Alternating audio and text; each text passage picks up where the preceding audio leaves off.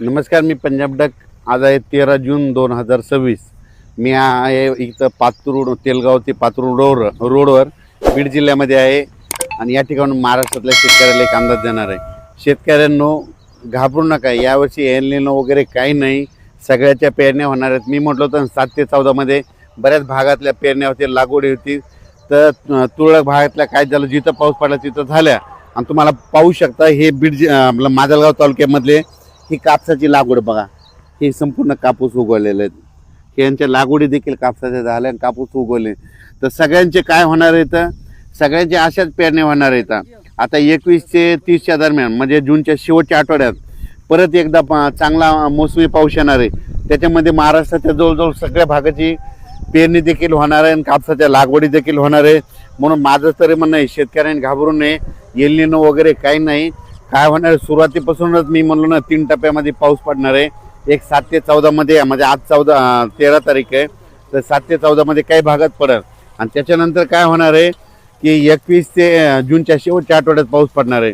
तर त्याच्यामध्ये संपूर्ण राज्यातल्या जवळपास 70-80% लोकांच्या पेरण्या होतील आणि लागवडी होतील. आणि त्याच्यातून जर काही शेतकरी उरले तर 7 जुलै ते 14 जुलैच्या दरम्यान राज्यामध्ये काय होणार आहे, पुन्हा राहिलेल्या शेतकऱ्याच्या पेरण्या होणार आहेत. म्हणून हे देखील सर्व शेतकऱ्यांना लक्षात येतं. शेतकऱ्याला सांगू इच्छितो, शेतकऱ्यांना यावर्षी एल निनो नाही, दुष्काळ नाही, पाऊस पडणार आहे, जेमतेम पडणार आहे, पिकाला लागल तसा पडणार आहे. मात्र सगळे पिकं चांगले येणार आहे. काही घाबरून जायची चिंता नाही. पाऊस काय होणार आहे, फक्त काय होणार आहे, टप्प्याटप्प्यानं पडणार आहे. आणि जिथं पडला त्यांच्या पेरण्या होतील. ज्यांच्या जमिनीमध्ये ईदभर ओल गेली त्यांच्या पेरण्या देखील सुरू होतील. आम्ही केजकडे काल गेलो होतो, अंबाजोगाई परिसरामध्ये. काल तिकडे सोयाबीनच्या पेरण्या चालू झालेल्या आहेत, कारण की तिकडे खूप पाऊस पडला. असं हे पाऊस काय होणार आहे, 18 तारखेपासून म्हणजे 18 जूनपासून पुन्हा आणखीन काय होणार, दररोज वेगवेगळ्या भागात काय होणार आहे, ते पाऊस पडत राहणार आहे.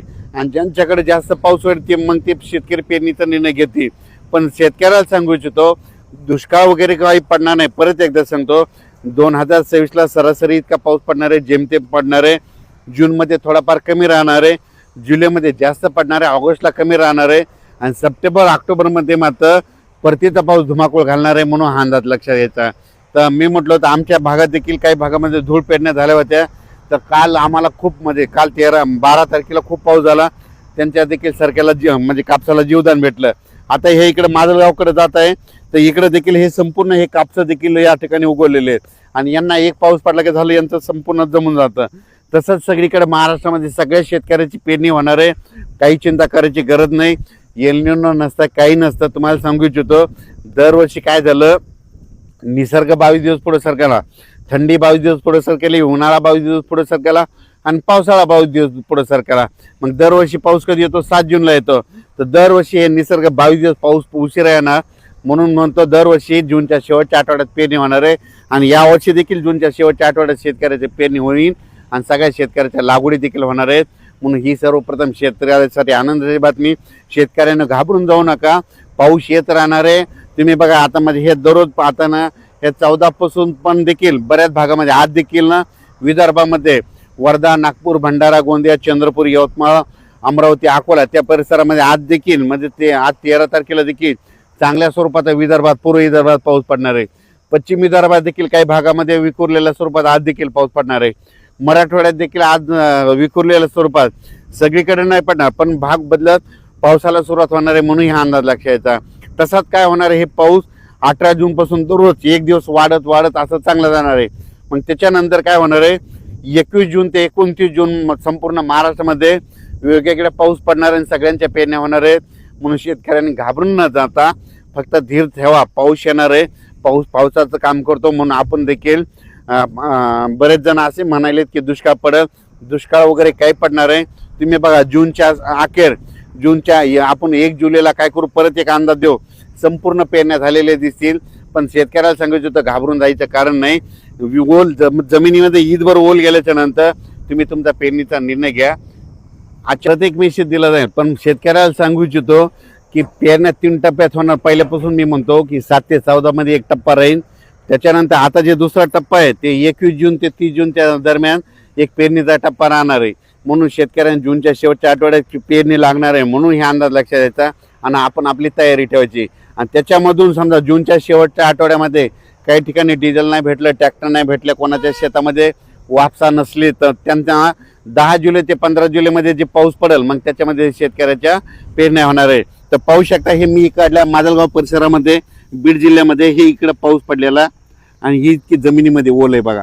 तर हे शेतकऱ्याचं कापसाचं पीक आहे. या ठिकाणी असे सगळे कापसं निघालेले आहेत. आता यांचं एक पाऊस पडला का झालं यांचे कापसं सुरू होते. म्हणून शेतकऱ्यांना घाबरू नका, यावर्षी चांगला पाऊस पडणार आहे, शेतकरी मालामाल होणार आहे. म्हणून ही सर्वप्रथम शेतकऱ्यासाठी आनंदाची बातमी. आता जे पाऊस सुरू होणार आहे म्हणजे काय होणार आहे 18 जून पासून विदर्भाकडून पाऊस सुरू होईल. मग त्याच्यामध्ये काय होईल ते पाऊस थोडं थोडं पुढे होईल. 18ला काही भागात पडेल, 19ला दुसऱ्या भागात पडेल, 21ला तिसऱ्या, असं करत करत काय होणार आहे 21 पासून ते 29 पर्यंत सगळीकडे पाऊस पडेल आणि मग सगळ्या शेतकऱ्याच्या पेरण्या होईल. उत्तर महाराष्ट्राकडे देखील काय होईल 21 ते 30 मध्ये पाऊस येईल आणि त्यांच्या देखील उत्तर महाराष्ट्रामध्ये नंदुरबार जिल्हा झालं, धुळे जिल्हा झालं, जळगाव जिल्हा झालं, सोयगाव तालुका, तिकडे कन्नड, सिल्लोड, संभाजीनगर, वैजापूर, गंगापूर ह्या पट्ट्यामध्ये देखील काय होणार आहे 21 ते 30 मध्येच पेरण्या लागतील. म्हणून हे देखील त्या उत्तर महाराष्ट्रातल्या शेतकऱ्यांनी देखील अंदाज लक्षात यायचा. मराठवाड्यात देखील परभणी जिल्हा, लातूर जिल्हा, बीड जिल्हा, जालना जिल्हा, संभाजीनगर, धाराशिव जिल्हा या भागात देखील 18 तारखेला तसा पाऊस सुरुवात होईल. 16-17ला देखील काही भागात पडेल, पण 18ला काही ठिकाणी पडेल. पुन्हा त्याच्यानंतर 21च्या नंतर देखील भागात पडेल आणि जिथं जास्त पाऊस पडेल ते देखील पेरणी करतील. म्हणून मराठवाड्यात शेतकऱ्यासाठी